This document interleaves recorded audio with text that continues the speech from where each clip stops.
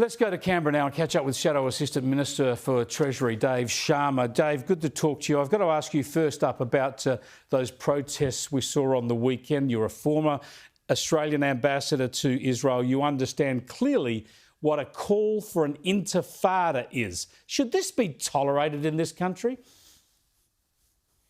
No, I don't think it should be, Chris. I mean, people calling openly for intifadas, people waving the flags of listed terrorist organisations like Hamas, they should be prosecuted. That is not within the boundaries or the acceptable use of free speech and free expression.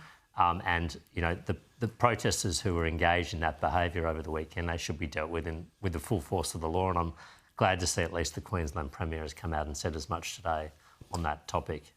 Yeah, there are reports of a Hamas flag and the police in Queensland following that up. But, I mean, chanting intifada and displaying photos, obviously lauding the supreme leader of Iran, not to mention Yahya Sinwar. Why don't we see police actively prosecuting, stamping out this sort of behaviour? And perhaps more to the point, why do we have a Prime Minister who calls this sort of behaviour peaceful rather than calling it out? Look, I agree. I mean, I think it does need to be called out. These are terrorist organisations and terrorist leaders who are being glorified by members of the Australian public for the taking of innocent life in a barbaric fashion in the case of Hamas, or being behind, decades of instability and terrorist group funding in the case of Iran's supreme leader. I don't think we should be supporting that. Yes, some of the protests were peaceful, but there's no doubt that there are elements of the protesters there that have a very radical agenda. And we have laws in place to, outlaw the flying of terrorist flags, to outlaw, calling for death and destruction to another people. We should be using those laws. And the fact that we're not, I think, only means that, we are likely to see this sort of behaviour continue.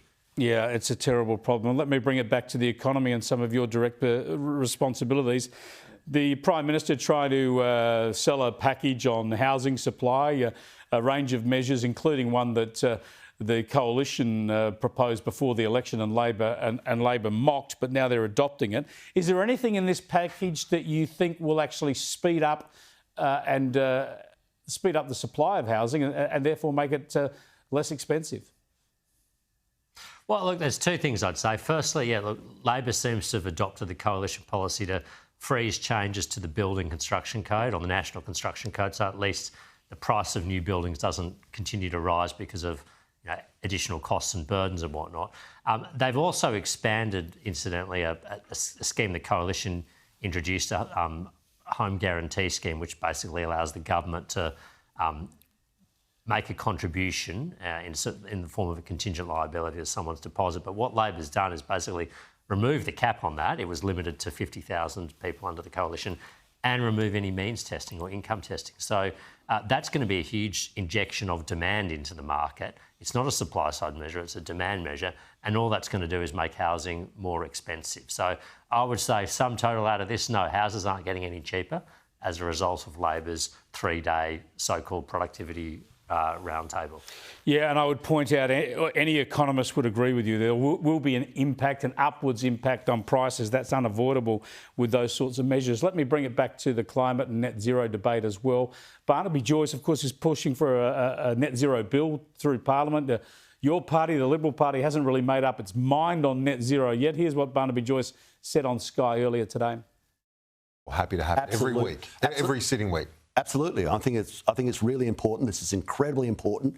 The thing is, they don't seem to understand the absolute fury and anger and that is palpable in regional areas. How people, they literally, not figuratively, crying, just saying, you are destroying my life. And where the street is on this is different to where Parliament House is on this. And what it reminds me very much of is the Voice debate. Where virtue abounded in this building, but once you got out the door, I went, that's crazy. Yeah, well, Dave Sharma, this is going to go on for a while. We heard the Prime Minister earlier. He says this is just a test. You're either for net zero or against it. If you're against it, you're against the planet. Shouldn't we just be pushing for proper cost-benefit analysis of energy policies? I think so. I mean, I think the Prime Minister wants to turn this into a test of belief. You know, are you a believer or are you an apostate, if you like? I don't believe we should be buying into that argument. I think we should be, you know, making this a question of what is going to deliver the lowest cost, most reliable form of energy, and we need to be agnostic about the technology that's going to do that. And I think it's clear that, you know, Labor's record here is abysmal. I mean, emissions are not coming down with them, but wholesale electricity prices are orders of magnitude higher than they have been. You know, wholesale gas prices triple what they were a decade ago on the East Coast. And Australia's energy advantage, which was once an international advantage for us, is now a disadvantage for us, as I think Gary Banks, the productivity chairman, made that point in Parliament House here last week. And guess what? Nothing we're doing is having any impact on the global climate. So this is all a folly regardless. It's extraordinary to watch. Thanks for joining us, Dave Sharma. Appreciate it.